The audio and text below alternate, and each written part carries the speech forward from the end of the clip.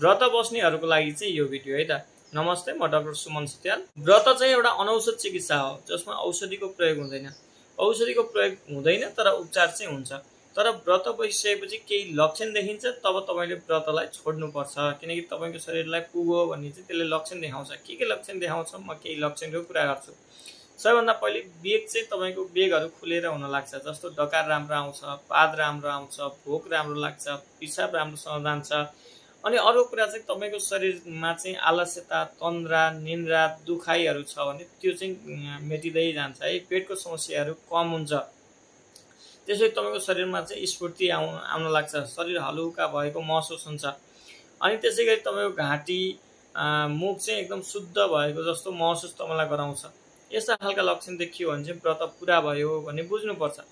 तर अब व्रत बसिसकेपछि चाहिँ गरिष्ठ खालका खानेकुरा खानी मेरो व्रत सकियो भनेर धेरै कुराहरू खानुभयो भने चाहिँ तपाईको उपवासले उल्टो बेफाइदा चाहिँ गर्छ। त्यही भएर व्रत बसिसकेपछि एकदमै लघु आहारबाट, जाउलोबाट हैन, लाजाबाट, एकदम पपकर्न यस्तो खालको पपकर्नको सातुहरूबाट चाहिँ सुरु गर्नुभयो भने चाहिँ त्यसले राम्रोसँग तपाईको शरीरमा चाहिँ फाइदा गराउँछ।